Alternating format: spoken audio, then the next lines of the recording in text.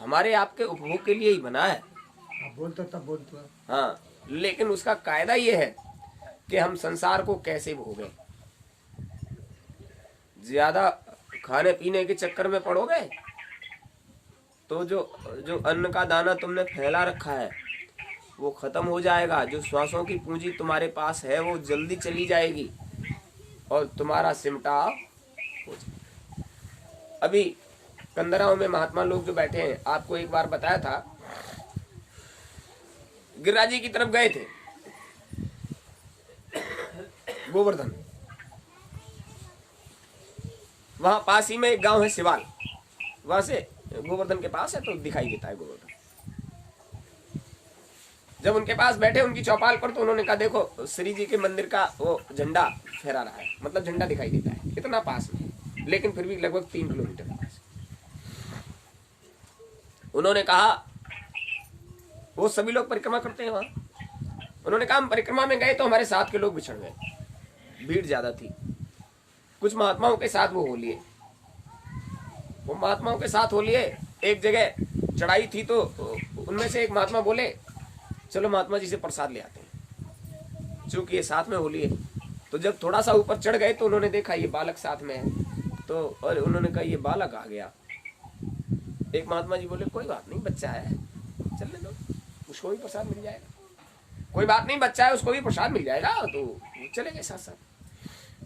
काफी ऊपर चढ़ने के बाद अंदर गए तो उन्होंने एक जगह आवाज लगाई, श्री राधे। तो पलटकर आवाज आई, जय जय श्री राधे। फिर इन्होंने इधर से आवाज लगाई, जय जय श्री राधे। फिर पलटकर आवाज आई, जय जय श्री राधे। उस आवाज की तरफ ये लोग बढ़ते रहे महात्मा लोग, और एक जगह जाकर खड़े हुए जहां से आवाज आ रही थी। उन्होंने कहा महाराज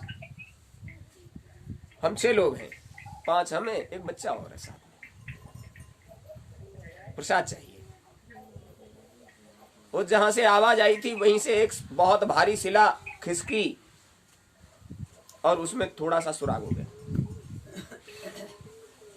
अंदर से एक हाथ निकला, बहुत बड़ा हाथ, जिसके ऊपर काले बाल लटक रहे थे। हाथ के ऊपर वो ढाक के पत्ते का दोना और उसमें वो गरी मिश्री का जो प्रसाद वहां होता है वो प्रसाद रखकर 5 बार निकला। उन्होंने कहा तुम तो 5 ही हो। बोले नहीं, एक बच्चा भी है। अच्छा तो उसका भी ले लो। प्रसाद मिला, प्रसाद पाया। तोताराम जी कह रहे थे इतना स्वाद कभी नहीं आया, पता नहीं क्या खास बात थी प्रसाद। हम लोग ऊपर से खाते पीते नीचे उतर आए। आकर अपने साथ के लोग जब मिल गए गिरिराज जी के मंदिर में तो उनसे कहा कि हम महात्माओं के साथ गए, हमने देखा वहां कोई महात्मा जी ऊपर रहते हैं, वो हमारे आपसे के हाथ से 2-2.5 गुना बड़ा हाथ उनका, बड़े बड़े नाखून थे उनमें और बाल लटक रहे हैं। उन्होंने हमें प्रसाद दिया, हमने उसको खाया। तो साथ के लोगों ने कहा चलो हम भी चलते हैं, हमको भी दिखाओ। ये बेचारे गए वहां और खूब घूमे, खूब आवाज लगाई, आवाज पर आवाज मिले। ये बोले जय जय श्री राधे, उधर से भी आवाज आए। घंटों घूमे लेकिन वो जगह इन्हें फिर नहीं। ये सब क्या है? महात्माओं की मौज थी, तुमको प्रसाद दिलवा दिया, तुम उस स्थान तक नहीं पहुंच पाए। बिना जानकार के ये सब नहीं होता है। तो अब सोचिए, वो महात्मा आपस में बात कर रहे थे। इतने 1000 वर्षों से महात्मा जी इसी कंदरा में बैठे हैं, अब जाने कब निकलेंगे। इतने 1000 वर्षों से, यानी हजारों में गिनती थी, हजारों वर्षों से यहाँ साधना में रहते हैं, कंदरा में बैठे हैं। जब तक उनके निकलने का समय नहीं होगा तब तक निकल कर नहीं आएंगे। अच्छा, आप लोग कितने 1000 वर्ष से हो इस शरीर में? अभी सैकड़ा भी नहीं पहुंचे, आधा सैकड़ा भी नहीं पहुंचे, और सिमटने की तैयारी हो गई। जो लेकर आए थे उसका बहुत सारा खर्च कर लिया, जो कुदरत ने दिया था वो बहुत खर्च कर दिया, और धीरे धीरे खर्च ही हो रहा है। ये सब क्यों हो रहा है? अरे वाह, महात्मा जी किसी के यहाँ दावत खाने जाते देखे वो, वो महात्मा जी किसी के घर दावत खाने जाते देखे, उसी कंदरा में सारी व्यवस्था उनके पास वही है, निकल कर कहीं नहीं जाते। इच्छा के अनुरूप सारी व्यवस्था वही हो जाती है और हजारों वर्षों से वहां है। इसका मतलब यह है कि संसार में जो कुछ है वो फैला हुआ है। हमने इतना फैला दिया है कि उसको समेटने के लिए परमात्मा से बाद में कहना पड़ता है कि हुजूर हमने इतना फैला दिया, हमसे तो सिमट नहीं रहा, अब और कुछ नहीं समेट सकते तो हमारी मट्टी ही। तो उन्हीं की तरह सब हो जाए कंदरे में, फिर जो सृष्टि ऐसे चलेगी। आज तक जितने महात्मा हुए, आप सप्त ऋषियों की संतानें हैं। सुना नहीं कभी शास्त्रों में? संसार में जितनी सृष्टि है ये सभी महात्माओं की ही संतान। उठो बाढ़ भी तो ऋषियों की संतान है। तुम ऋषियों की संतान। अरे सप्त ऋषियों ने ही तो आपको पैदा किया है। वो ऋषि थे। सृष्टि का काम करने के लिए तुमसे किसने मना किया कि आप सृष्टि की रचना मत करो? आप सृष्टि की रचना नहीं करोगे तो ये जीवात्माएं मनुष्य का शरीर पाकर निज घर कैसे पहुंचेंगी? ये पुण्य का काम है। सृष्टि की रचना करना तो पुण्य का काम है, लेकिन सृष्टि की रचना करने के बाद सृष्टि जब संसार में आ जाए तो ये पुण्य का काम होगा कैसे, ये सिखाना समझाना तुम्हारा काम, महात्माओं का काम, कि आपको कैसे जीना है, आप जीवन कैसे जियोगे, कैसे जीवन जियो तब सही आचरण बनेगा और संसार के कष्ट आपको नहीं लगेंगे। देखो संसार में आए हो बदला देने। कल हनुमानगढ़ी परसों जब यज्ञ कराने गए तो वहां राजेश ने, राजू हनुमान नहीं यहाँ राजू ने एक उस पर टाइप कराकर 2 चौपाइयां लिख दी है, को न काव कर सुख दुख दाता। देखिए हो सकता है उन्हें कहीं कोई कष्ट हो गया हो तो उनकी समझ में आ गया सुख दुख कोई किसी को नहीं देता, वो अपने ही कर्मों का मामला है। तो ये बात क्यों कही उन्होंने, क्यों लिखी वहां? दूसरी चौपाई कौन सी है? और भी कुछ लिखा है। तो मतलब ये है, ये बातें लिखने का क्या मतलब है? ये बातें लिखने का मतलब है कि जरा सी भी कहीं चोट खा गए तो बड़े बड़े धोखे उठाए हमने। अरे भाई तुमने क्या उठाए हैं? जब दे के आए हो तो मिलेगा, जब बो के आए हो तो काटोगे।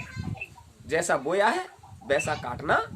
तो संसार में हम और आप जो आए हैं उस आने का मतलब ये है कि अपने ही कर्मों की खेती बोई हुई है जिसकी आज हम मड़ाई कर रहे हैं। तो इसमें कोई बुराई की बात नहीं। दुख सुख जो मिलता है इसलिए कहा गया है प्रीति मत करो।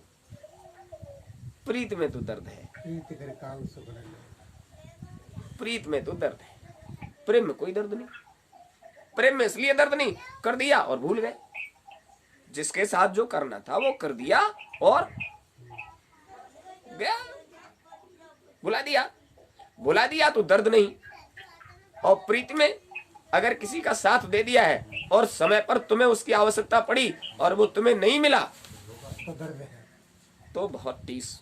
इसने हमारे साथ हमने इतना किया और हमारा जब नंबर आया तो इसने पीठ दिखा दी। तो ये सब क्या है? स्वार्थ। आप उसकी परिस्थिति को नहीं समझ सकते। हो सकता है कि वो उसकी परिस्थिति ऐसी न हो कि तुम्हारा साथ दे पाए, तो आप उस समय स्वार्थ में ऐसे हो जाओगे, हमने ऐसे आड़े समय में इसका साथ दिया और आज समय आने पर इसने हमारा साथ नहीं दिया। तो परिस्थितियों के हिसाब से व्यक्ति काम करता है। हो सकता है उसने कभी पहले तुम्हारा साथ दिया हो जिसके बदले में आज तुम्हें साथ देना पड़ा हो। आपको कई बार बताया है पितामह भीष्म को 101 जन्म से पहले का मामला और भुगतान करना पड़ा अभी आके। तो ये तो कर्मों का जाल है। गुरु महाराज कहते थे अगर कर्मों का जाल खोलकर तुम्हारे सामने रख दिया जाए तो देखकर बाबले हो जाओगे। बाबले मतलब पागल हो जाओगे, क्योंकि तुम उसे बर्दाश्त नहीं कर सकते। महात्मा वो क्या करते हैं? महात्मा सोते जागते उठते बैठते वो तुम्हारे कर्मों की सफाई कराते। यानी आज विशेष बात बताते हैं, सत्संगी प्रेमी को जो सपने भी आते हैं उनमें भी गुरु महाराज उसका कर्म कर्जा कटवाते हैं। सत्संगी प्रेमी को जो स्वप्न भी आता है उसमें भी गुरु महाराज कर्म कर्जा कटवाते हैं। सपनों में घबराहट है, कर्म कर्जा कट रहा है, वो कर्म कर्जा। कितनी बड़ी बात, आप जागृत में तो भुगत ही रहे हो, ये कट रहा है। आप सो जाते हो तो गुरु महाराज स्वप्न में भी इसी तरह का, क्योंकि उसका कहाँ संबंध होता है? अंतःकरण से। शरीर तो अब विश्राम कर रहा है, उसका संबंध अंतःकरण से। और हर चीज का प्रभाव कहाँ पड़ता है? अंतःकरण पर, मन पर, बुद्धि पर, चित्त पर, अहंकार। तो जब आप सो रहे होते हैं और कोई ऐसा स्वप्न जो आप बर्दाश्त नहीं कर सकते आ रहा है, और ऐसा लगता है, गोस्वामी जी महाराज ने तो यहाँ तक लिखा है, जो सपने सर काटे कोई, बिन जागे न दूर दुख हो। यानी स्वप्न में तुम्हारा सर किसी ने काट लिया। जब किसी ने स्वप्न में सर काट लिया तो बहुत कष्ट हुआ, अब हम मर गए, बहुत दुखी, मर गए। अरे अभी ये तमन्ना थी, वो कामना थी, ऐसा करना था, वैसा करना था, और अब हम मर गए, अब क्या कर पाएंगे। लेकिन एक झटके से तंद्रा टूटी, निद्रा टूटी, आंख खुली, लेकिन अभी भी दिमाग में ये है कि हम मर गए। लेकिन जब चेतना आई, शरीर में लौटकर जब चेतना आई, अभी तो अंतःकरण का मामला था, चेतना जब शरीर में लौटकर आई और तुम्हारा हाथ गया, क्योंकि सपने में सर कटा है, हाथ गया गर्दन पर और हिला डुलाकर देखा, अरे अभी जिंदा है, मतलब अभी जिंदा है। हम समझ रहे थे कि हम सचमुच मर गए। ये सब क्या है? आपकी अकाल मृत्यु थी। गुरु महाराज ने उसको, चूंकि आपका अभी साधन अधूरा है, अकाल मृत्यु थी, गुरु महाराज ने उसको स्वप्न में भुगतवा कर, वही कष्ट, दर्द, परेशानी महसूस कराकर और उसको खारिज कर दिया, उसको खत्म। अच्छा, जो तो बताई दी, और बरसातों में शादी होते, ब्याह होते, तो फिर क्या हो? ये भी बताते हैं। ये जो स्वप्न में भी इस तरह की जो क्रियाकलाप होते हैं, आपको कितनी जगह ये सब करना पड़ेगा, तब आप निपटारा, छुटकारा कर पाओगे। गुरु महाराज क्यों कहते हैं, पहले जन्म में केवल संबंध जुड़ता है गुरु से, मौज हो गई उनकी, नाम जाग जाता है दूसरे तक, अंतर में पहले से जुड़े हुए हो तो नाम मिलते ही जाग जाएगा। भक्ति चरम पर पहुंचती है तीसरे में, अगर पहले से जुड़े हो तो इसी में हो जाएगी, चौथे में निजधाम, और चौथे जन्म तक तुम्हें निज घर आने जाने का अवसर मिल जाता है। कोई बीच में अटवा पड़ जाता है तो पांचवे में गुरु महाराज खुद ले जाते हैं, खुद ले जाते हैं, क्योंकि अब आना जाने का काम इसका खत्म हो गया। इतना समय क्यों लगता है? और वो तो समर्थ हैं, इतना समय लगता क्यों है भाई? इतना लेखा जोखा तुमने बना लिया है, बीते कल्प 7 और 20, यहाँ की गिनती में 27 कल्प बीत गए। एक कल्प में यहाँ 4 युग, सतयुग, त्रेता, द्वापर, कलयुग, 27 चौका 108, और 3 ये वाले 111, 111 युग बीत गए, 28वां चल रहा है। 111 युग में, एक युग में कितनी बार कहाँ पैदा हुए होगे, कितना क्या हुआ होगा तुम्हारे साथ, कितनों के साथ अच्छा, कितनों के साथ बुरा किया होगा, कितना बड़ा लेखा जोखा तुमने बनाकर तैयार कर दिया है। जब तक इधर का कर्म कर्जा नहीं कटेगा, काल तुम्हें अपने देश से वापस नहीं कटेगा। कैसे? तो गुरु महाराज रात दिन तुम्हारी धुनाई कराते हैं, रात दिन कटवाते हैं, सोते में, जागते में, यहां तक कि आप ख्याल में बैठ जाते हो तो कभी कभी बहुत क्रोध आ जाता है। आपको उस पर क्रोध करना है तो यही ख्याल ख्वाब में आ गया, और कभी कभी इतने प्रसन्न हो जाते हो, लगता है कि अभी तुम्हारे पास अमोघ दौलत होती तो संसार को बांट देते। ये सब क्यों होता है? 2500 प्रवृत्तियों में गुरु महाराज की दया उतर गई, किसी भी तरह से हमारे जीव का कर्म कर्जा कट जाए। यहाँ जब आकर बैठे थे लोग, देवियां आ गई थी, तो हमने कहा सही पूछिए, तो गुरु महाराज की एक पल की भी दया को कागज और कलम से वर्णन नहीं किया जा सकता, उसका वर्णन नहीं किया जा सकता। उनकी दया हर पल उतरती है, ऐसा कोई पल नहीं जब उनकी दया नहीं। और तुम्हारे ऊपर इतने कर्म कर्जों के अब भार हैं कि वो कितने आस्ते से कटवा देते हैं, तुम ये अनुभव नहीं कर सकते।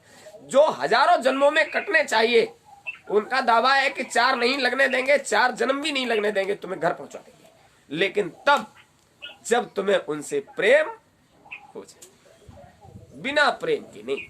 अब कारण क्या है? दरबार पहुंचते बाद में हो, कामनाओं का थैला भर के लाते हो, हुजूर ये लाए हैं भेंट में, हुजूर महाराज के आगे कामनाओं का थैला रख दिया, ये भी हो जाए, वो भी हो जाए, ऐसा हो जाए, वैसा हो जाए। गुरु महाराज को एक बार ऐसी मौज आई, उन्होंने कहा बच्चा अब ये कामनाएं ले लेकर आते हो और बार बार कहते हो हुजूर महाराज ये परेशानी, ये तकलीफ, किस बात की परेशानी है हुजूर? गुजारा नहीं होता। गुजारा नहीं होता? कैसे नहीं होता गुजारा? भूखे हो क्या? नहीं नहीं। रोटी मिल रही है? हाँ खा तो रहे। अच्छा। नंगे हो? नहीं नहीं। कपड़े पहनते हो? हाँ। सब पहनते हैं? हाँ।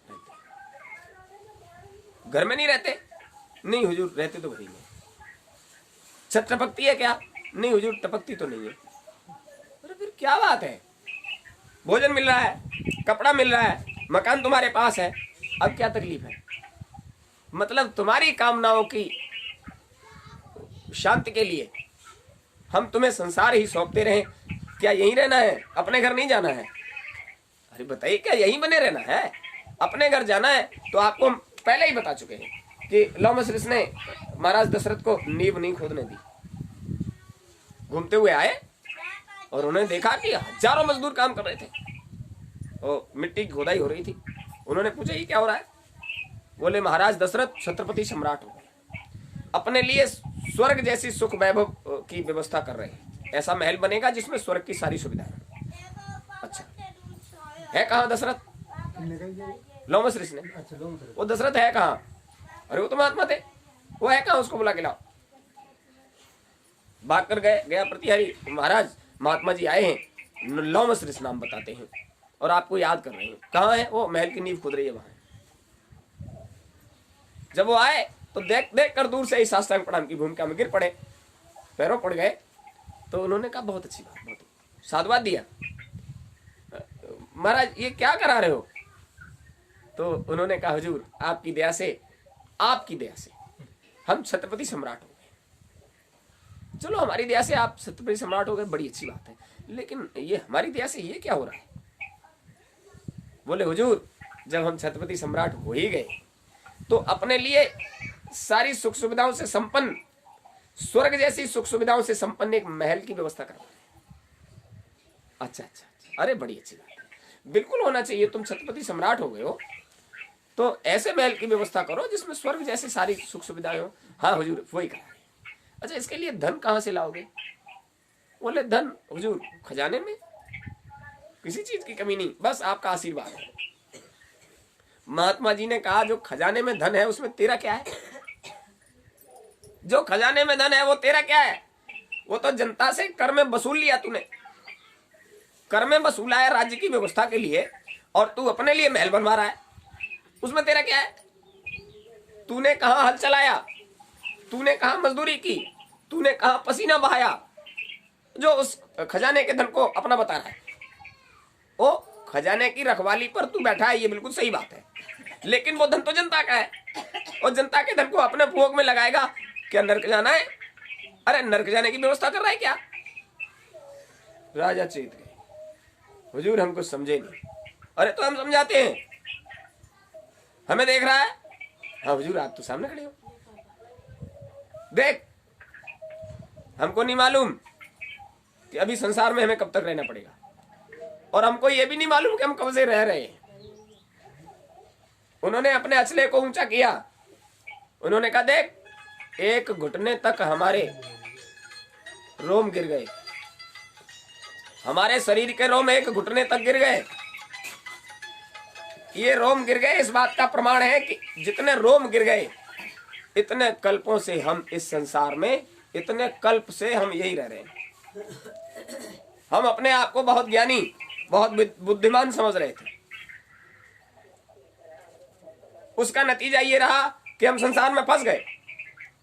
लेकिन याद रहे जब तक हमारे शरीर के सारे रोम नहीं गिर जाते, एक कल्प में एक रोम गिरेगा, और जब तक शरीर के सारे रोम नहीं गिर जाते हमारा ये शरीर गिरेगा ही नहीं। हम ऐसे ही जीवित संसार में रहेंगे, मरने वाले नहीं। आप सोच लीजिए, आपको तो ये भी पता नहीं आज हो कल रहोगे या नहीं रहोगे। इतने कल्प बीत गए, एक घुटने तक हमारे रोम गिर गए, और जब तक शरीर के सभी रोम नहीं गिर जाएंगे इतने कल्प लगेंगे अभी हमें शरीर छोड़ने में।